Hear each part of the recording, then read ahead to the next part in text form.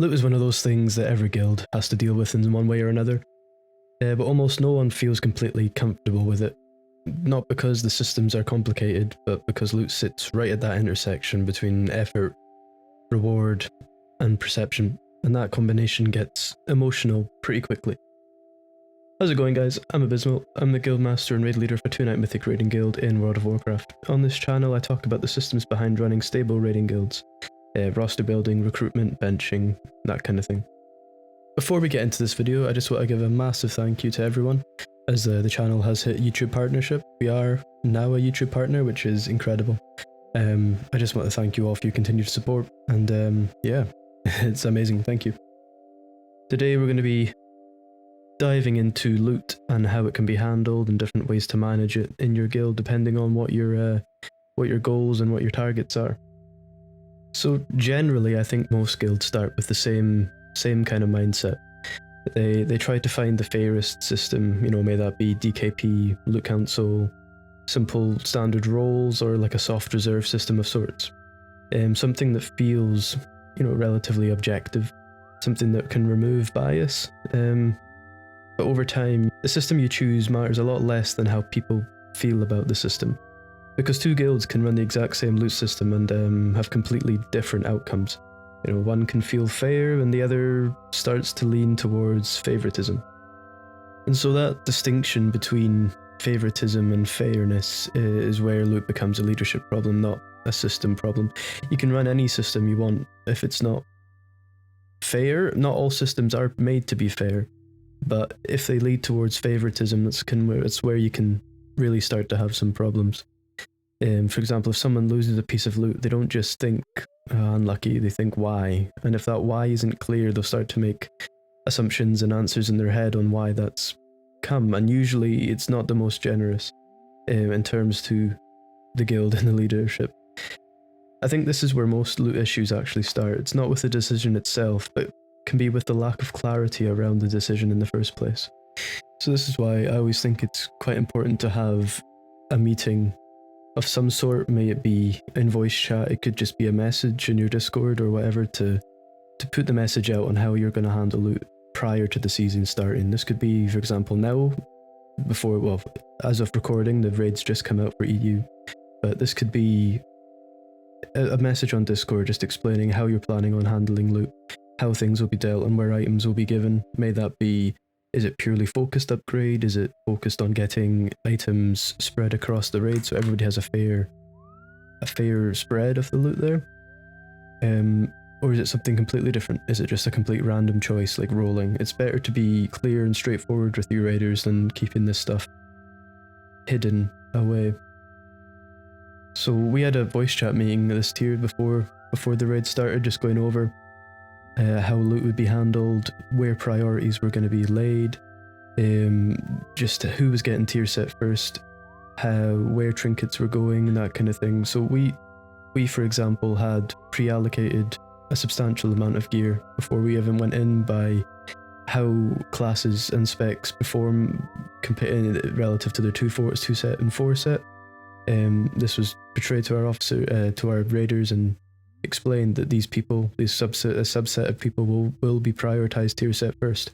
So that kind of takes that initial question off the table of why is this person getting 4 tier sets in one night? Simply because that's where the power lies, and that's where we put our goals for loot. We put it around power, not fairness necessarily.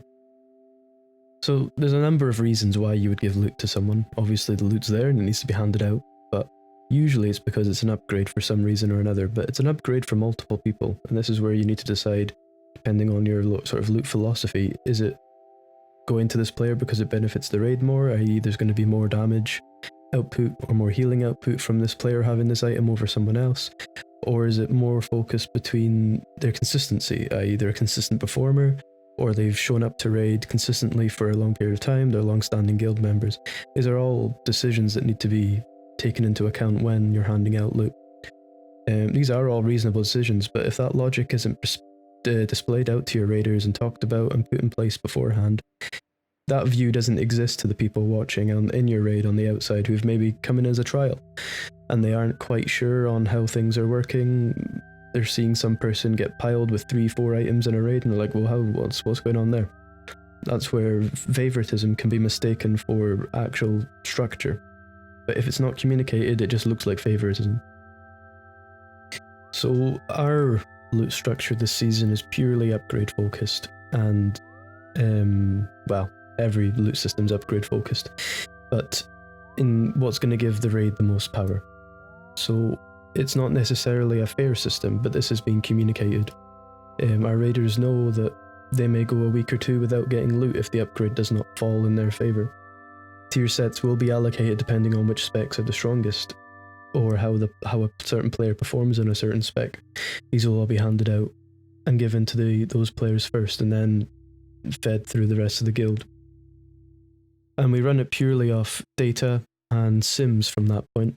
After sort of the original few items that have been pre-allocated have been handed out, we then go off sims and on paper who has the best upgrade rate percentage, 0.1%, 0.2%, 3%, whatever it may be. We have the ability to see through Droptimizer sims exactly where the upgrade lies. Now, it's not quite as straightforward as big upgrade number, upgrade gets slammed on that player.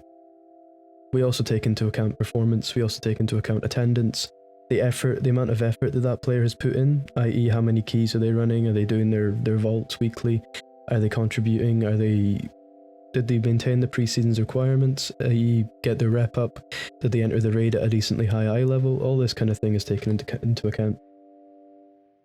So loot is one of the most visible systems in a guild. Everyone kind of sees who gets what.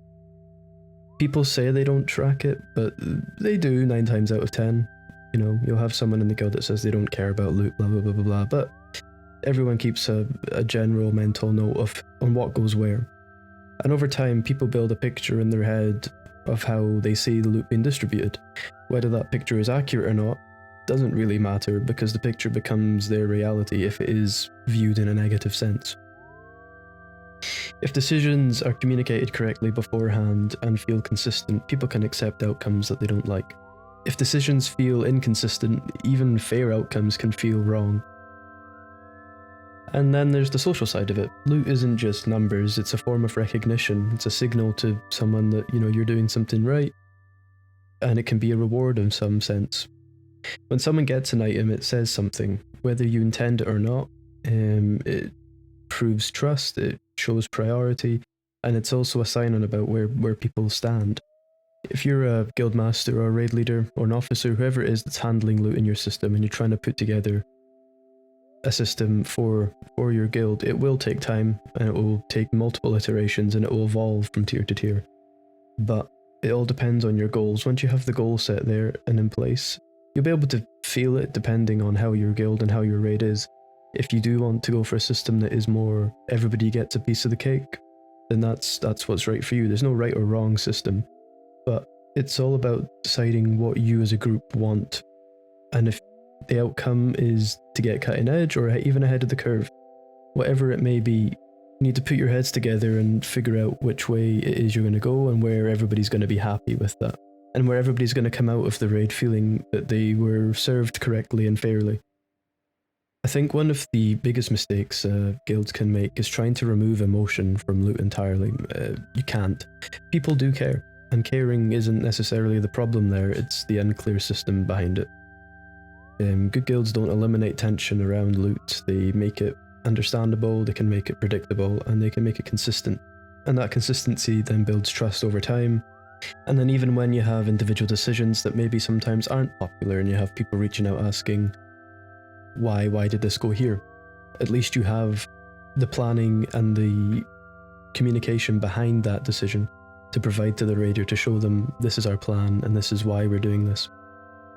All of this can just, it helps your raiders feel more secure in your decisions and more of an understanding on what the overall plan is.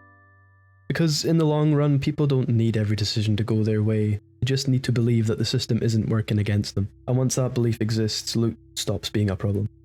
Thanks for watching, guys. I hope you can take something away from this that's useful to your guild in some way or another. If you're an officer, raid leader, guild master, whatever you may be, let me know in the comments what your most outrageous moment is with loot drama or something around that instance. It'd be interesting to hear your stories on that. Yep, thanks for watching, guys. Remember to drop a subscribe or a like. It helps me out massively. We're pushing for 1,000 subs. And yeah, thank you so much, guys. We'll catch you in the next one.